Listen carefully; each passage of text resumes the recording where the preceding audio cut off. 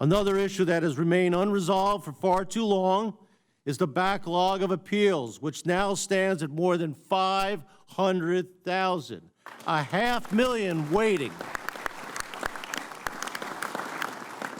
And Congress must act quickly to pass the appeals modernization legislation that was developed with direct feedback and support from the VFW, Congress, and the VA.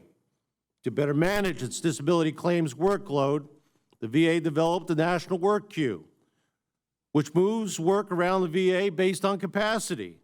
And the VFW understands and we support this concept.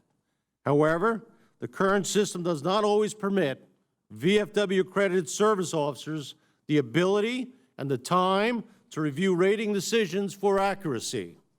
These reviews are the final quality check that claims receive prior to being finalized, which helps the VA avoid unnecessary errors and subsequent appeals.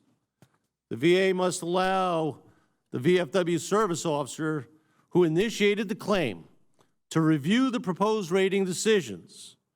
Moving forward, Congress must also provide adequate resources to improve VA facilities and outreach for our women veterans.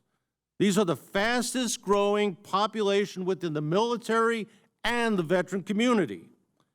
The VFW is also concerned with findings from recent studies that point to higher rates of infertility and pregnancy complication for our women veterans who were deployed to the Gulf War, and also those that were deployed to the current wars in Iraq and Afghanistan.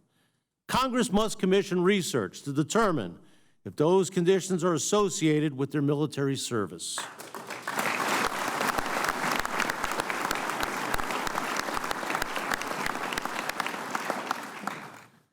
When servicemen and women become ill due to toxic exposures, it is incumbent upon a grateful nation to care for them.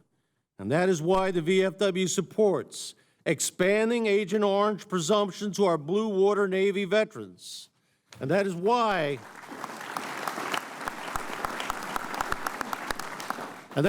we support researching all symptoms and all conditions associated with service during the Persian Gulf War.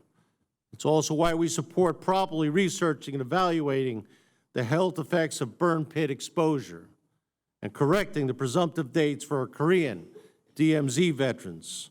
And we also support ensuring the list of presumptive conditions for Camp Lejeune is accurate and providing benefits to veterans who were exposed to radiation on Woomera Air Force Station in southern Australia.